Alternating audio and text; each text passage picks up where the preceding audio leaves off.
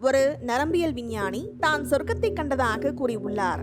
அறிவியல் மற்றும் ஆன்மீகம் பெரும்பாலும் எதிரெதிர் துருவங்களாக கருதப்படுகின்றன.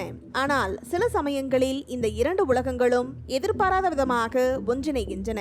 ஒரு முன்னணி நரம்பியல் அறுவை சிகிச்சை நிபுணர் டாக்டர் எபன் அலெக்சாண்டர் ஒரு வாரம் நீண்ட கோமாவிற்கு சென்று பின்னர் அதிலிருந்து மீண்டெழுந்த பிறகு தான் சொர்க்கத்தை கண்டதாக கூறி ஒரு அதிர்ச்சியை ஏற்படுத்தியுள்ளார். ஒரு விஞ்ஞானியாக அவர் தனது அனுபவங்களை கூறியுள்ளார். அதனை பற்றி இந்த வீடியோ தொகுப்பில் பார்க்கலாம்.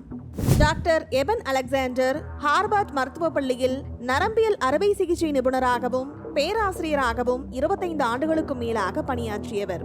அவர் மூளை மற்றும் உணர்வு பற்றிய ஆழமான அறிவு மற்றும் அனுபவம் கொண்டவர். ஒரு விஞ்ஞானியாக அவர் பிரபஞ்சம் பௌத்திக விதிகள் மற்றும் விதிகளால் மட்டுமே கட்டுப்படுத்தப்படுகிறது என்று உறுதியாக நம்பினார். மரணத்திற்கு பிந்தைய வாழ்க்கை அல்லது ஆன்மா என்ற கருத்துக்களை அவர் ஏற்கவில்லை. மூளைதான் உணர்வை உருவாக்குகிறது.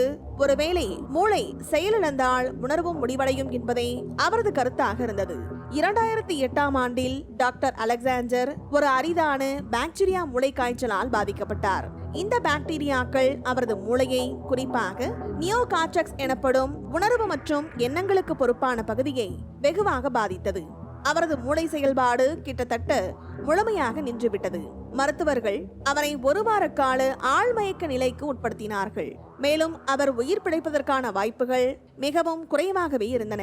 மேலும் அவரது உடல்நிலையை கண்ட மருத்துவர்கள் அவர் மரணத்திற்கு மிக அருகில் இருக்கிறார் என்றும் ஒருவேளை மீண்டெழுந்தாலும் அவர் முன்பு போல இருக்க மாட்டார் என்றும் கூறினார்கள். டாக்டர் அலெக்சாண்டரின் நிலை தனித்துவமானது. மருத்துவ ரீதியாக அவரது மூளை, குறிப்பாக அவரது உணர்வு மற்றும் நினைவுக்கான பகுதிகள் கிட்டத்தட்ட முழுமையாக இறந்துவிட்டன. அவரது மூளையின் ஸ்கேன்கள் பாக்டீரியாக்களால் ஏற்பட்ட பெரும் சேதத்தை காட்டின.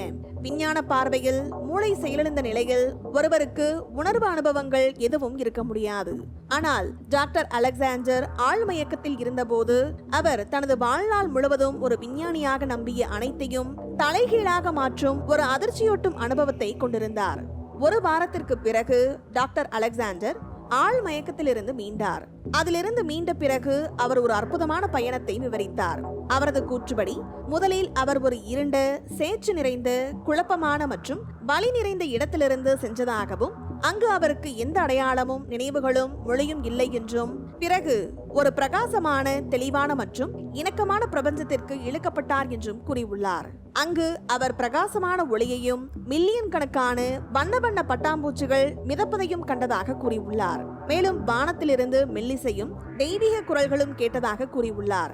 ஒரு சிரிக்கும் பெண் அவருக்கு வழிகாட்டியாகவும் பிரபஞ்சத்தை பற்றிய ஞானத்தை போதித்ததாகவும் கூறியுள்ளார்.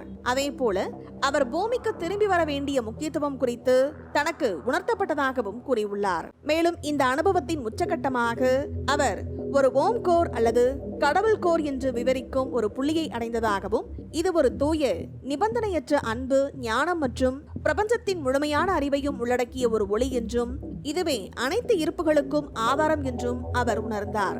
ஆனால் டாக்டர் அலெக்சாண்டரின் இந்த அனுபவம் உலகெங்கிலும் உள்ள விஞ்ஞானிகள் மற்றும் மத தலைவர்களிடையே பெரும் விவாதத்தை ஏற்படுத்தியது.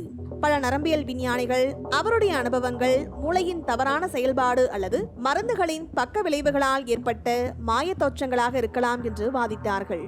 மேலும் தனது அனுபவங்களை பற்றி doctor Alexander proof of heaven என்ற தலைப்பில் ஒரு புத்தகத்தை எழுதியுள்ளார்.